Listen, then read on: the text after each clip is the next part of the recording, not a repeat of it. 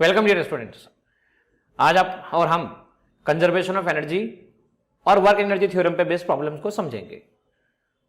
पिछले लेक्चर में मैंने आप लोगों से डिस्कशन किया था कि कंजर्वेटिव फोर्स और नॉन कंजर्वेटिव फोर्स क्या है, पोटेंशियल एनर्जी को कैसे डिफाइन किया जाता है। साथ ही साथ आपने और हमने बात की थी कंजर्वेशन ऑफ एनर्जी प्रिंसिपल कब अप्लाई होता है, कौन सी कंडीशन में होता है। अब कंजर्वेशन ऑफ एनर्जी प्रिंसिपल जब अप्लाई होता है तो उसके बेसिस पे प्रॉब्लम कैसे सॉल्व होते हैं, और जब ऐसी कौन सी सिचुएशन होती है जहां पर conservation of energy principal applicable नहीं होता है। इन सब बातों को लेकर हम आज डिस्कशन कर रहे हैं। एक क्वेश्चन के साथ शुरुआत करूंगा मैं आप लोगों के साथ में। यहां देखिए क्या कहा गया है, consider the situation shown in the figure, the system is released from the rest and the block 1 kg is found to have the speed 0.3 meter per second after it had descend through the distance of 1 meter। 1 metre distance जब ये block cover कर लेगा तब उसकी जो speed है, block की speed, वो 0.3 मीटर पर सेकंड है। Find the coefficient of kinetic friction between block and table. Block और इसके बीच में कितना टेबल होगा आपको बताना, फ्रिक्शन कितना होगा आपको बताना है। देखिए इस क्वेश्चन में एक खास बात है, इस क्वेश्चन को आप फोर्स मेथड से भी कर सकते हैं, इस फोर्स क्वेश्चन को आप एनर्जी मेथड से भी कर सकते हैं। पर देखिए यहां पर फ्रिक्शन अवेलेबल है, तो जिन जिन सिचुएशन में फ्रिक्शन अवेलेबल होता है, जहां पर भी फ्रिक्शन होता है मतलब वहां नॉन कंजर्वेटिव फोर्स होता है, और जहां भी नॉन कंजर्वेटिव फोर्स होता है मतलब वहां पर conservation of energy principal apply नहीं होता है। लेकिन आप जानते हैं ब्रह्मास्त्र के बारे में, एक ऐसे प्रिंसिपल के बारे में, ऐसे स्टेटमेंट के बारे में जो हर हालात में एप्लीकेबल होता है, और वो है वर्क एनर्जी थ्योरम। तो इस प्रॉब्लम को हम वर्क एनर्जी प्रॉब्लम से सीखेंगे, समझेंगे, और आगे हम देखेंगे कि किस तरह से क्वेश्चन सॉल्व किया जा सकता है। देखिए स्टूडेंट, यहां पर क्वेश्चन में क्या कहा गया है, क्वेश्चन में कहा गया है कि 4 kg का ब्लॉक 1 kg के ब्लॉक से पुली से कनेक्टेड है। तो मैं यहां पर देख चुका हूं, या मतलब आप ऑब्जर्व कीजिए इस बात को, कोफिशिएंट ऑफ काइनेटिक फ्रिक्शन निकालना है। फ्रिक्शन निकालना मतलब नॉन कंजर्वेटिव फोर्स, और नॉन कंजर्वेटिव फोर्स है मतलब हम conservation of energy principal apply नहीं कर सकते हैं। आप कंजर्वेशन नहीं अप्लाई कर सकते तो क्या करेंगे, वर्क एनर्जी थ्योरम करेंगे। तो वर्क एनर्जी थ्योरम क्या कहती है, work done by all type of forces, change in kinetic energy, conservative, non conservative, other में एक्सटर्नल वर्क डन आ जाता है, वर्क डन बाय नॉर्मल आ जाता है, वर्क डन बाय टेंशन आ जाता है ना, final kinetic energy minus initial kinetic energy. और देखिए यहां पर क्या बोला, system is release from rest, मतलब initial velocity of system is 0, initial velocity of system is 0, यहां पर ऐसा कहा गया है।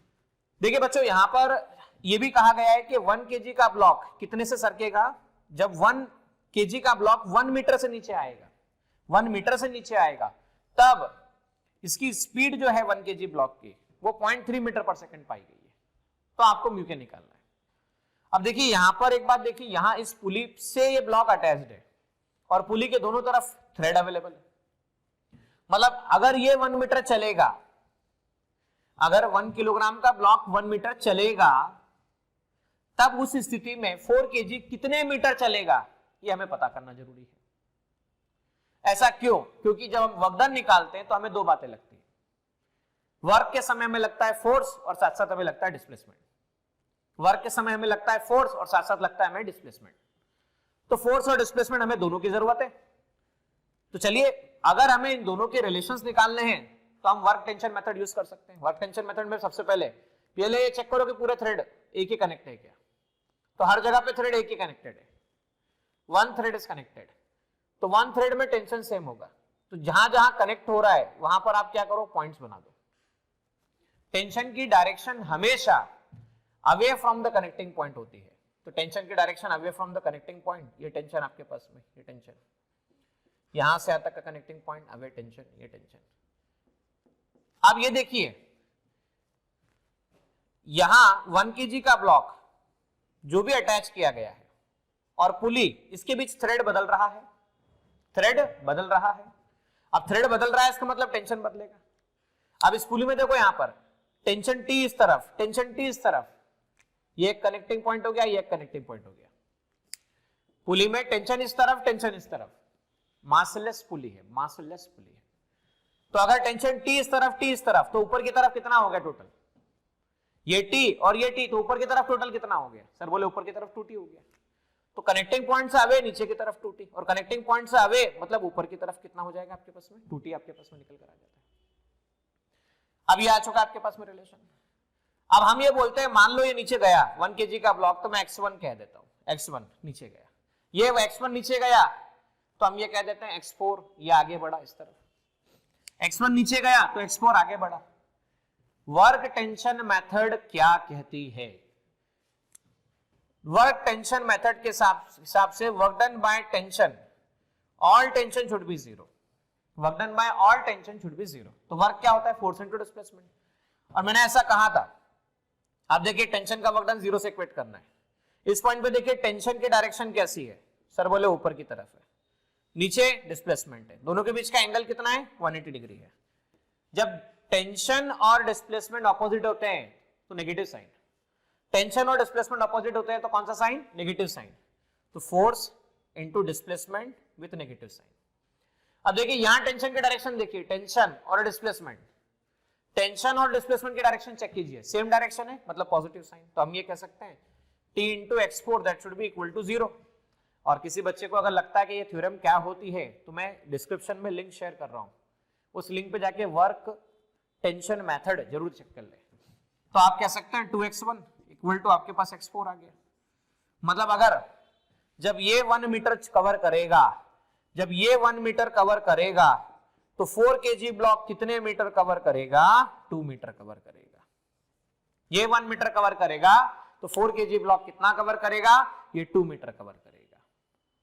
अब ये 2 मीटर कवर कर चुका है, हमें वर्क डन के लिए फोर्स पता होना चाहिए। तो चलिए हम ये रिलेशन देख चुके हैं कि x4 equal to twice of x1, x4 equal to 2 metre.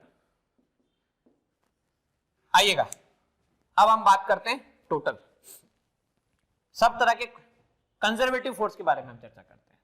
पहले हम ये देखते हैं कि इसका कनेक्शन कहां से कहां तक है। देखिए ये 4 kg ब्लॉक है, 4 kg ब्लॉक, तो इस पर ग्रेविटेशनल फोर्स 4g नीचे लग रहा है, नॉर्मल ऊपर लग रहा है, टेंशन इस तरफ लग रहा है, ब्लॉक यहां पे रखा हुआ है, डिस्प्लेसमेंट x4 इस तरफ हो रहा है। तो देखिए यहां पर इस ब्लॉक पे टोटल कांटेक्ट फोर्स भी है, मतलब ये ब्लॉक इसके कांटेक्ट में भी है, और फ्रिक्शन के बारे में बात की जा रही है। तो देखिए ब्लॉक जब सरकेगा तो पॉइंट ऑफ कांटेक्ट ब्लॉक का साइड राइट साइड जाएगा, पॉइंट ऑफ कांटेक्ट ब्लॉक का राइट साइड जाएगा। Friction always act opposite to motion of point of contact.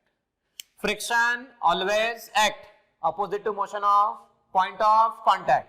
तो point of contact कहां जा रहा है? अरे भाई point of contact कहां जा रहा है? point of contact राइट जा रहा है, और point of contact राइट जा रहा है तो बोलो फ्रिक्शन कहां पे लगेगा? opposite to the point of contact. point of contact right गया तो फ्रिक्शन लगेगा opposite to the motion of point of contact. तो मैं इसका ब्लॉक का डायग्राम फिर से बनाता हूं आपके सामने। ये 4g, ये नॉर्मल, ये टेंशन, ये point of contact kinetic friction, और ये डिस्प्लेसमेंट ब्लॉक का यहां पर हो गया। तो चलिए इस ब्लॉक के लिए कौन कौन वर्क कर रहा है इस पर हम बात कर लेते हैं। तो देखिए वर्क डन बाय नॉर्मल की बात कर लेते हैं। तो देखिए वर्क डन बाय नॉर्मल के लिए डायग्राम चेक कीजिए, नॉर्मल के बारे में बात करते हैं, नॉर्मल कितना काम कर रहा है चेक करें। सो भाई डिस्प्लेसमेंट इस तरफ x4, नॉर्मल इस तरफ, एंगल दोनों के बीच का 90 डिग्री, फोर्स इनटू डिस्प्लेसमेंट कितना होता है? तो work done by normal will become force displacement cos 90 degree, cos 90 degree that is equal to 0। So work done by normal को आप और हम क्या कह सकते हैं? Work done by normal that is equal to 0, मतलब नॉर्मल का वर्क डन 0 आ चुका है। चलिए इसको 0 कर दीजिए। अब हम work done by gravitational pull के बारे में बात कर लेते हैं, 4g के बारे में।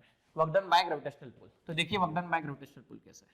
ग्रेविटेशनल पुल 4g इस तरफ, डिस्प्लेसमेंट कितना आपके पास में x4 इस तरफ, एंगल कितना आपके पास में 90 डिग्री। अब एंगल 90 डिग्री है तो इसका मतलब हम ये कह सकते हैं वर्क डन बाय 4g कितना हो जाएगा? फोर्स कितना है? फोर्स, डिस्प्लेसमेंट कितना है? x4, एंगल कितना है? cos 90, cos 90 कितना है? 0। तो यहां पर वर्क डन बाय ग्रेविटी, इस केस में मैं लिख देता हूं नॉर्मल का वर्क डन 0 हो गया, ग्रेविटी का वर्क डन 0 हो गया। अब कौन कौन सा फोर्स बचा? टेंशन बचा और फ्रिक्शन बचा। टेंशन बचा और क्या बचा? फ्रिक्शन बचा। तो चलिए टेंशन और फ्रिक्शन के बारे में बात कर लेते हैं। भाई टेंशन इस ब्लॉक पे देखो कहां लग रहा है? राइट साइड लग रहा है। डिस्प्लेसमेंट कहां पर? x4 राइट साइड है।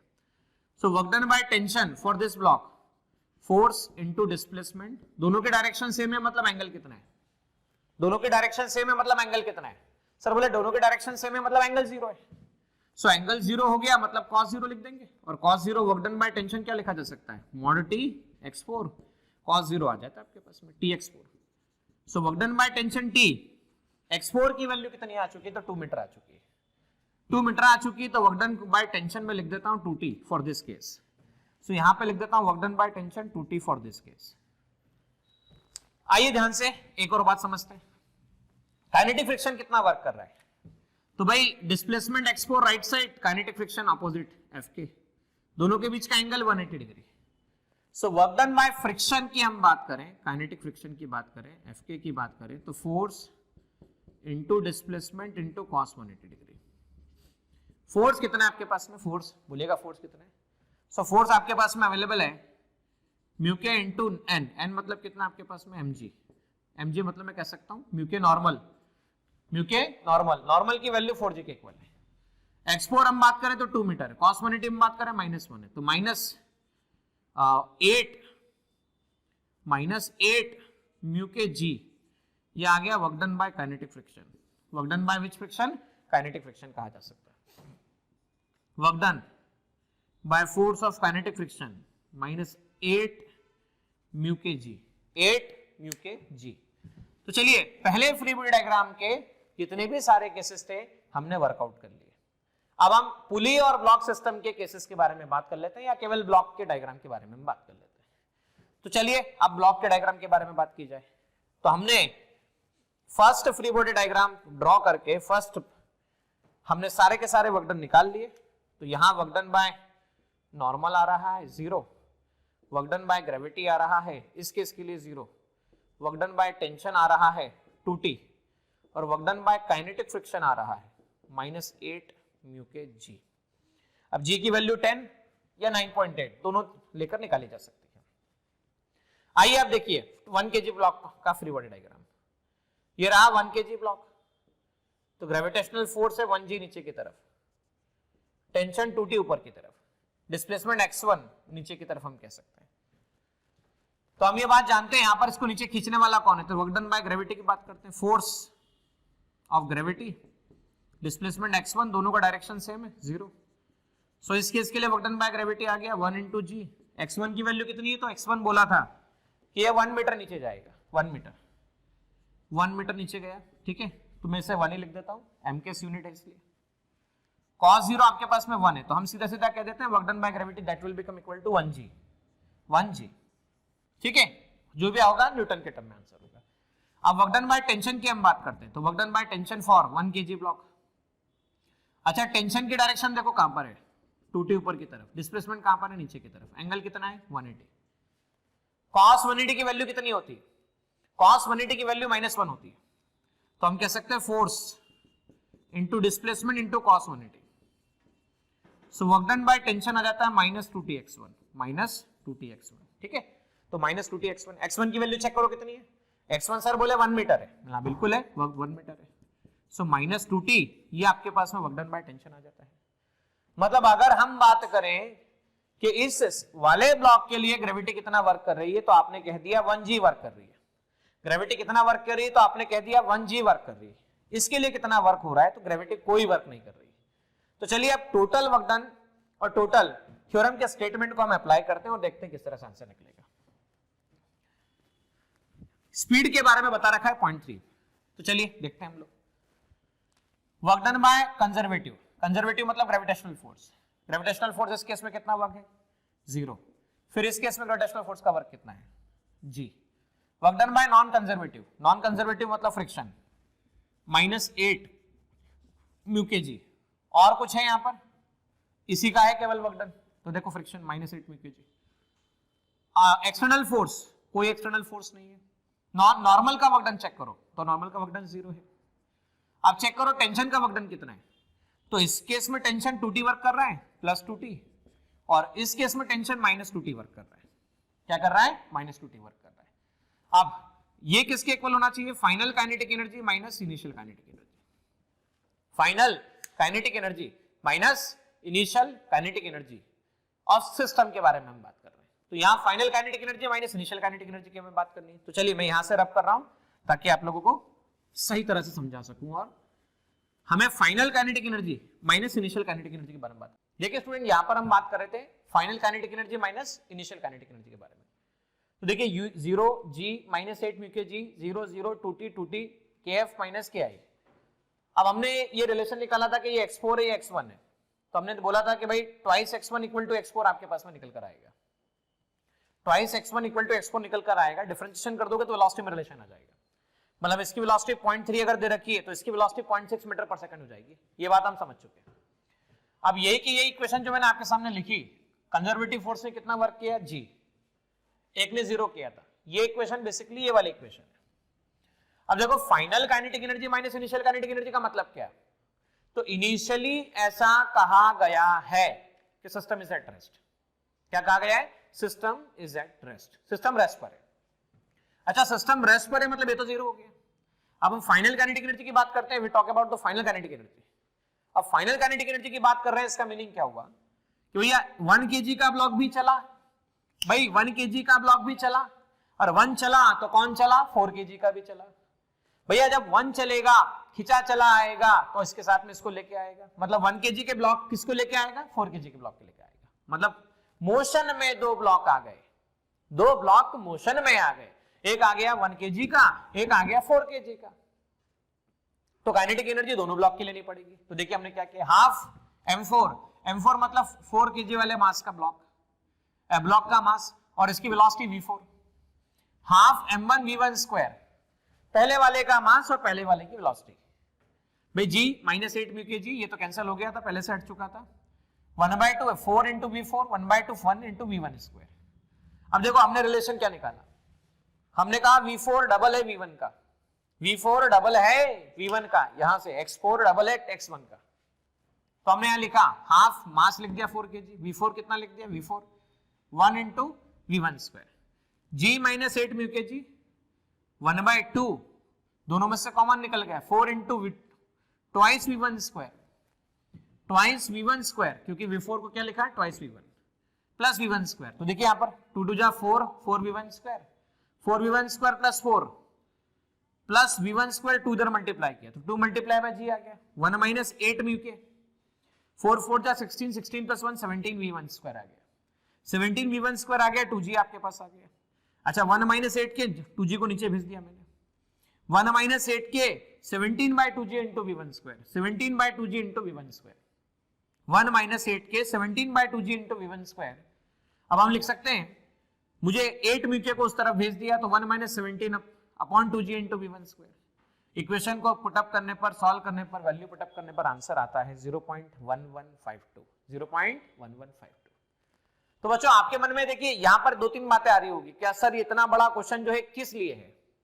तो ये क्वेश्चन आपको सिखाने के लिए कि इसमें आप देखिए वर्क एनर्जी थ्योरम कैसे यूज कर सकते हैं। पहला तो आपने इस प्रॉब्लम में क्या सीखा? पहला ये सीखा कि कंजर्वेटिव फोर्स तो है, टेंशन तो है, नॉर्मल भी है, फ्रिक्शन होने के कारण आप और हम कंजर्वेशन ऑफ एनर्जी प्रिंसिपल नहीं लगा सकते।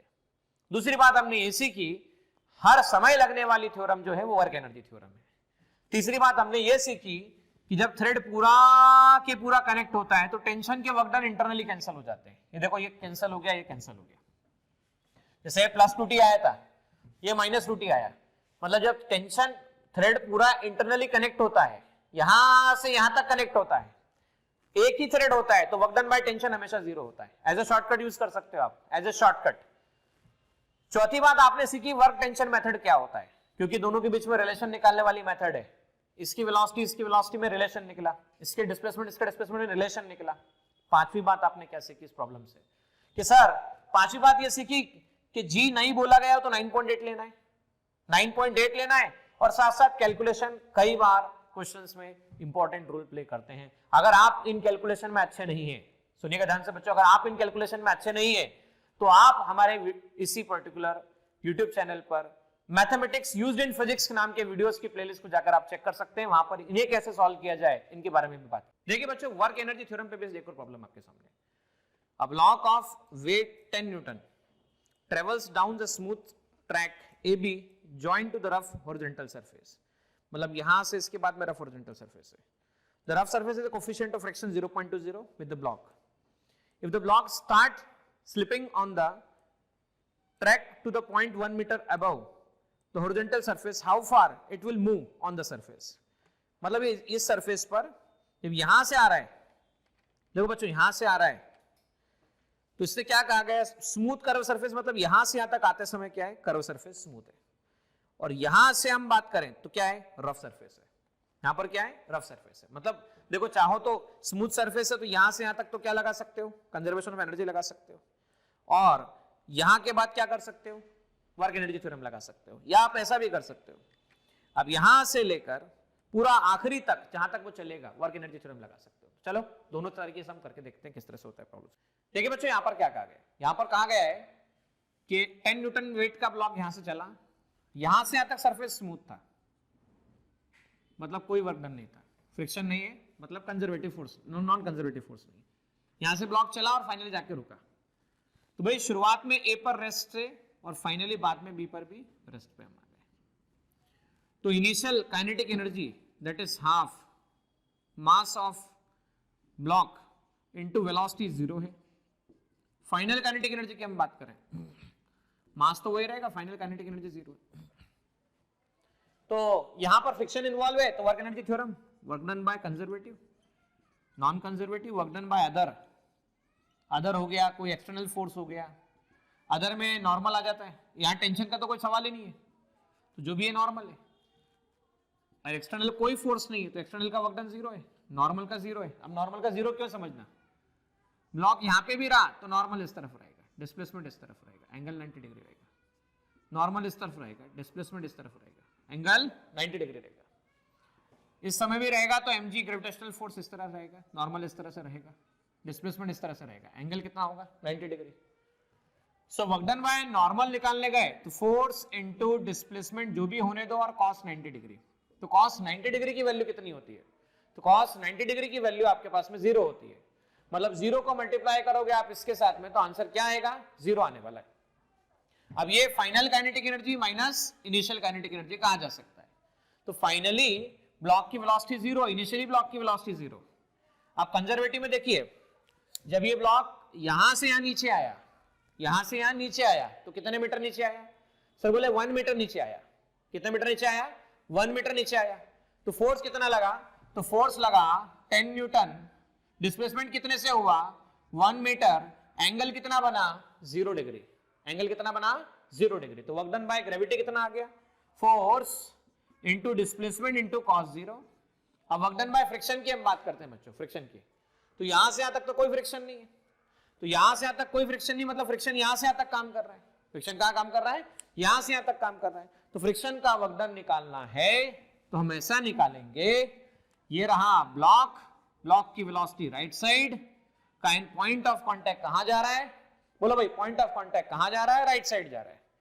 Friction force always act, friction force always act opposite to motion of what, opposite to motion of point of contact. तो हमने कहा काइनेटिक फ्रिक्शन, ये आ गया, ये रहा काइनेटिक फ्रिक्शन, ये रहा आपके पास में डिस्प्लेसमेंट जो भी हम मानते हैं ऐसे, और ये एंगल आ गया 180 degree. So work done by friction क्या लिखा जा सकता है, force into displacement into cos 180, cos 180 -1 mu के mg इनटू s, और m इनटू g का प्रोडक्ट आपको 10 दे रखा है, सो माइनस म्यू के इनटू 10 इनटू s। म्यू के चेक करें कितना दे रखा है बच्चों, म्यू के 0.2 दे रखा है, कितना दे रखा है 0.2 दे रखा है। तो चलिए मैं इसको यहां पे लिख देता हूं, माइनस म्यू के 10 into S, 0.2 into 10 into S, मतलब हम ये कह सकते हैं -2s, कितना कह सकते हैं -2s। तो हम ये कह रहे हैं नॉन कंजर्वेटिव का वर्क डन आ गया -2s, नॉर्मल का 0, एक्सटर्नल का 0, ये 0, तो यहाँ आ गया आपके पास में 10 इक्वल टू 2s, तो s इक्वल टू आ गया 10/2, और 10/2 को लिख सकते हैं आप कितना 5 metre. So 5 metre will be answer.